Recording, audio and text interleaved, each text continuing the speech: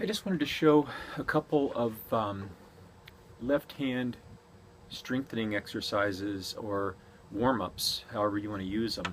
Try to get the banjo neck in here where you can see.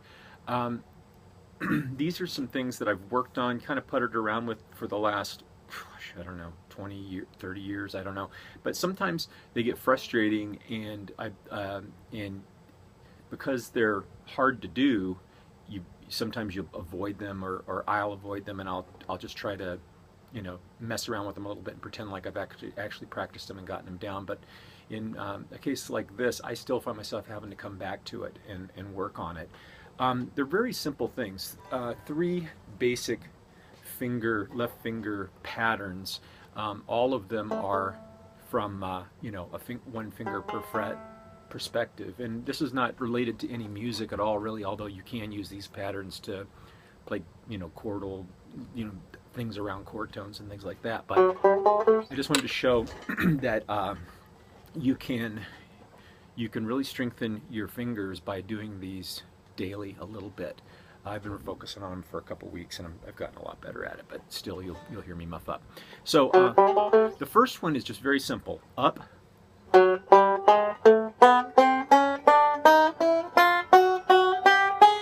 then down.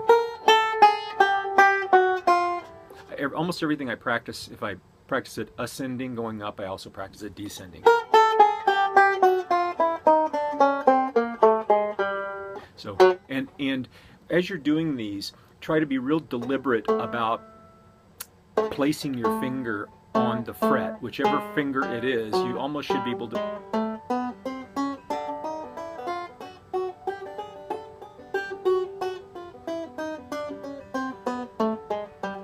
That's kind of the opposite of what we teach a lot, in that you want to try to keep your left hand movement very, you want to be economic in the way that you move your fingers and in the amount of lift that you do off the fingerboard. Sometimes some people would call this crabbing, and a lot of people play like that. Their fingers are all over the place.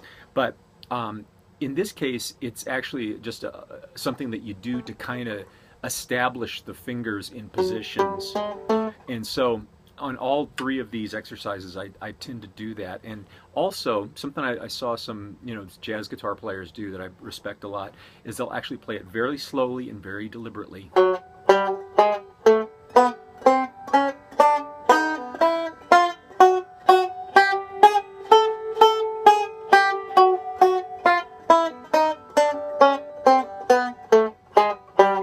And it actually, believe it or not, after doing that for a few minutes, you really start to have a greater sense of where your fingers are on the fingerboard. If you have weak left-hand fingers, like I feel like I do sometimes, I'm really jealous of the guys who have strong fingers that are all kind of sized the same and a strong little finger. These two fingers for me are just notoriously difficult to get them to warm up and to get them to go where I want them to go.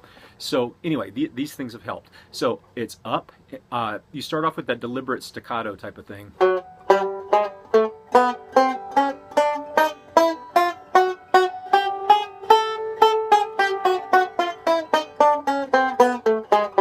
And then eventually you try to get it into a very legato.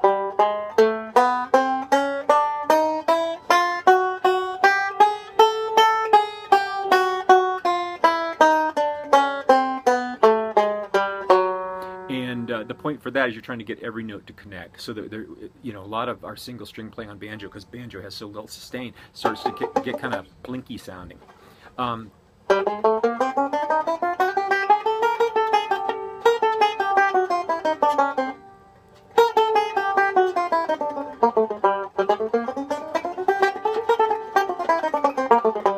Pretty sloppy, but you see the idea. And by the way, right hand patterns doesn't matter. This is a left hand exercise. Doesn't matter how you play with your right hand. You can do your the typical index thumb,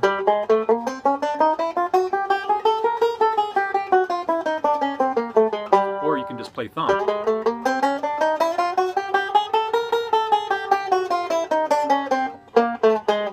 And that's fine too. Some people use thumb, index, thumb, middle.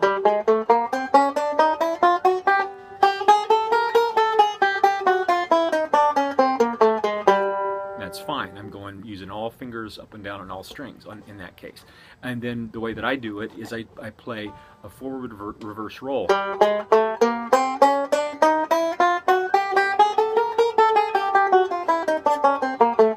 can play forward roll, backward roll, or reverse roll. However you want to do it with your right hand's fine.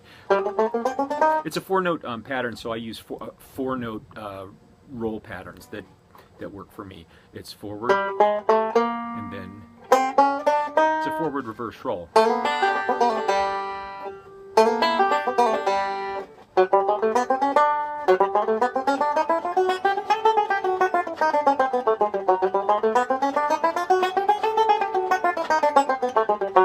Okay, so that's the first one, and then I cover the whole fingerboard.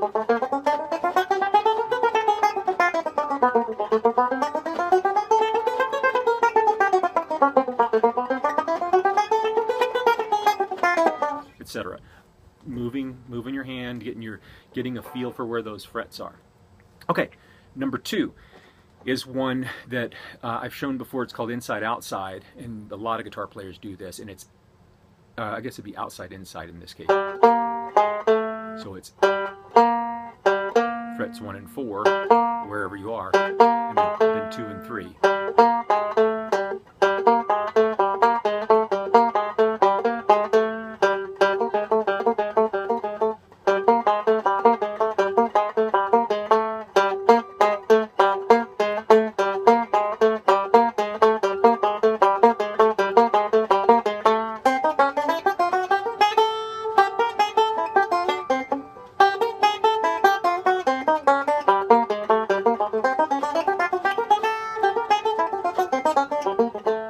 Those are great, and then you can again cover the whole fingerboard with those.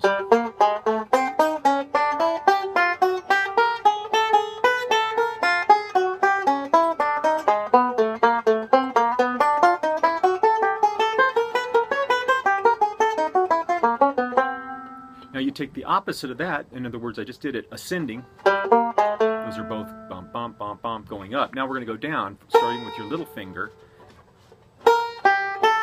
So it's 4, 1, 3, 2, and both of those are going headed south rather than north.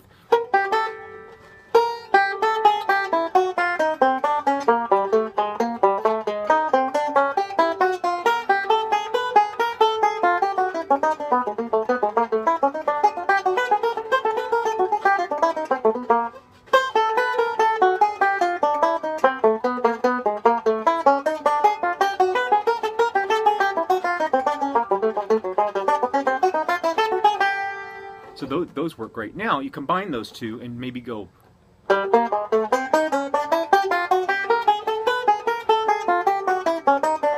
And see how you're starting with the up version and then doing the down version. Up, down, up, down, up, down. So that's a great one. I just play that for 10 or 15 minutes in the morning. My left hand automatically feels better, no matter what temperature it is, and etc., etc. One more. This one is just one that I learned from a bass player years ago. And it's, again, I'm going to do it in 2 directions. The first one is an 8-note pattern. You're going index, ring, middle, ring, little, ring, middle, ring.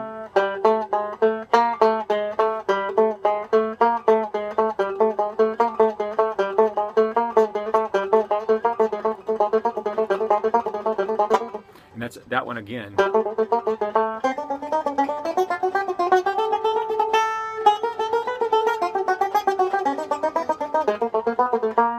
And now turn that one around. Little, or 4, little finger, middle finger, ring finger, middle finger, index finger, and then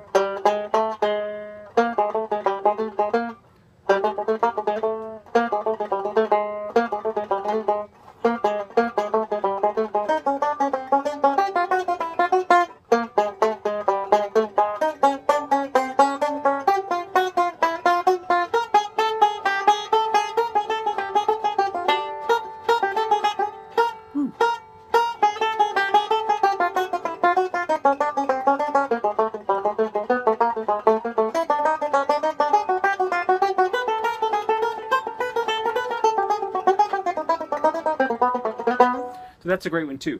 Anyway, I use those, and just a little side note. A lot of times, I will try to find a way to use those in a musical way. For instance, let's go to the one that is. I'll play like a C7 like this, which is 7 in the bottom, C triad, with 7 in the bottom. I'll go.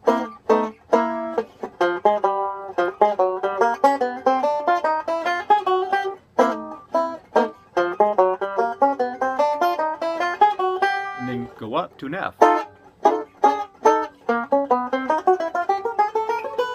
Hear how that turns into a musical sound? And then G, of course, you can do too. But that's just one way of using them. It's always about the note you're landing on. So if I'm going, that's the 5 of the chord. That's the C, the 1 of the chord. That's the E, the 3rd of the chord. Again, the 5 of the chord. Now you could go. And that's the 7 of the chord. So you could. There's a bunch of ways that you can use that. Opposite of that, here's the upside down version of that.